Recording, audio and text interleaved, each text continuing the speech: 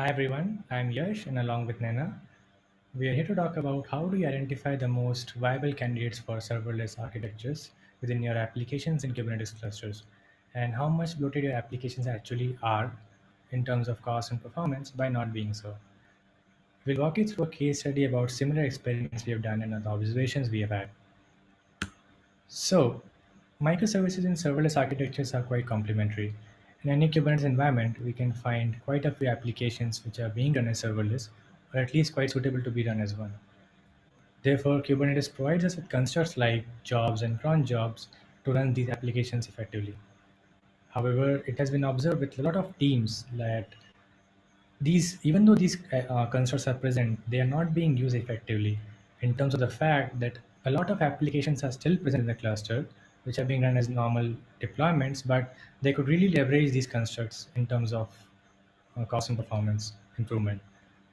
So, talking about these applications, the key distinguishing factor for such candidates of serverless applications is that they have consistent and repeating patterns of low and high application usage with usages kind of resembling like a spike.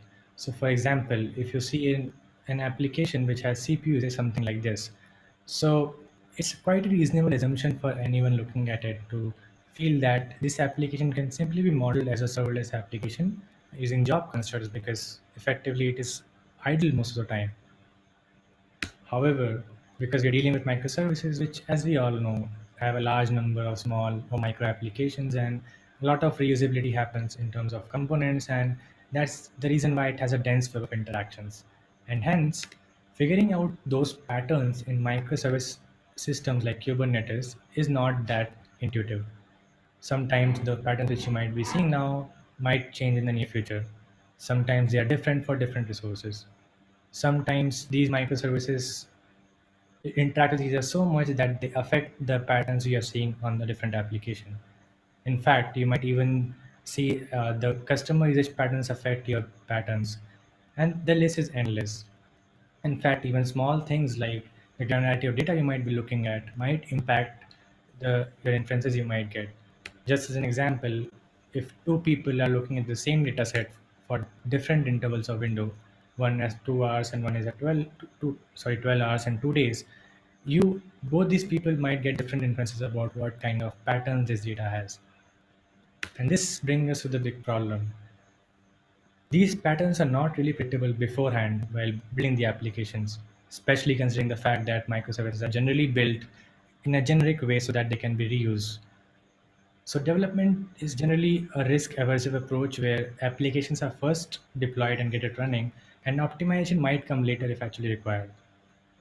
And this is specifically significant in fast-paced model like CI/CD, which is followed up generally in microservice development, where time is the most valuable resource. However, once these applications are deployed, due to sheer number of metrics and application interactions, it's very difficult to revamp these applications considering these metrics. And because of a lack of inherent mechanism of showback of cost and performance, these kind of revamps are rarely taken up.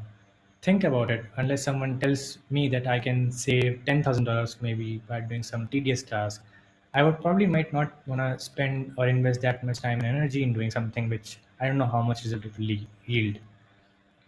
So that brings us the backdrop and the use case you're trying to solve. So the biannual operation expenditure evaluation we have in our teams, we try to figure out possible cost savings and by multiple means. And this time, we actually thought of seeing a few applications we might have in a cluster, which we can model as serverless and we might get a better cost savings.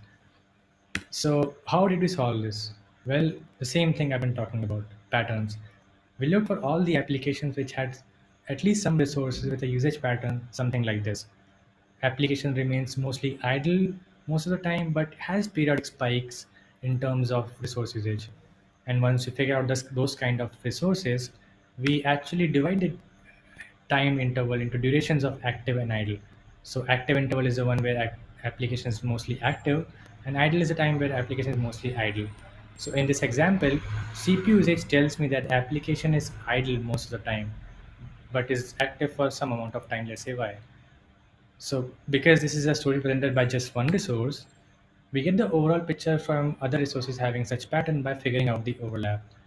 And this gives an overall picture when the application is active and when the application is not. So, in essence, we have a 5 step or 4 step process. First thing is figuring out the seasonality in the data. We use standard seasonal arima modeling to figure out the patterns have the data has and the periodicity of the data. Arima is a well-known model for figuring out such kind of patterns in time series data. Then we did try to see those patterns resemble like a spike or not, and try to filter out those applications.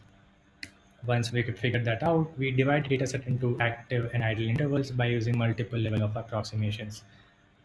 And finally, we aggregate the data across resources and try to see the overall overlap, which helps me understand the full picture. For an example, it's certainly possible that an application might perform some kind of reads before computing something. So CPU usage might have a spike slightly later than the network spikes.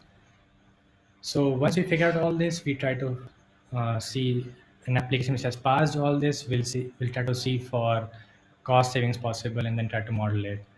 So we did apply this in our own infrastructure, and which Nana will talk about. Thanks, Yash. So we have three types of environment in our infrastructure, and all of these are shared amongst multiple teams. We choose our production environment to identify the potential candidates which can be converted into serverless jobs. As an outcome, we found few services which were potentially suited for Kubernetes jobs. An interesting one of them is a service called Cost Engine. The cost engine service is responsible to calculate the cost of the infrastructure, and hence it is interact with many services which are owned by a cross team. It executes as a pod which has 15 replicas deployed. We found the exact pattern we were looking for and its resources utilization like network as you can see here.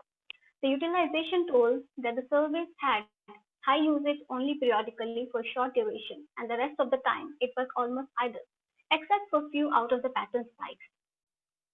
Upon investigating, it turned out that these out of the pattern spikes were because of the ad hoc coming from the events like new customer onboarding or support exec fixing some issues. And this was precisely the reason behind the service being deployed as a replica set initially. So now looking at the cost of this replica, we used very simplistic approach to calculate the cost by using the share of node resources allocated to this pod, which came across $725 per month. As you can see, based on the allocation of resources, average resources occupied by a single pod is about 31%. Therefore, the total cost comes out to be $3,300 per month for 15 replicas, which is huge. And we are only effectively using the service for a little more than 2 hours. So we have a potential to reduce the cost as high as 92%, as you can see that which comes out to be $3,100 per month. Seeing this, we went back to the whiteboard and we had some brainstorming session to figure out if we can actually do somehow Kubernetes jobs in the periodic run. So, but we came up with a hybrid approach that solves both our use cases. The first one was to use handle the periodic pattern for 12 hours by orchestrating these Kubernetes jobs at the same interval of the time they were spiked. And the second one to address the ad hoc invocation and support triggers. We still kept the replicas but scaled them down. Initially, we reduced the Kubernetes replica from 15 to 9 to 6, and eventually it's now running with only 3 replicas. With this hybrid approach, we were able to incorporate all the supported functionality of the service. So the cost of the setup as we calculated was the cost of 3 replicas running with 12 replica worth resources for 2 hours, which comes out to be just $900 per month. And we saved around $2,500 per month only for just one service, which is exciting.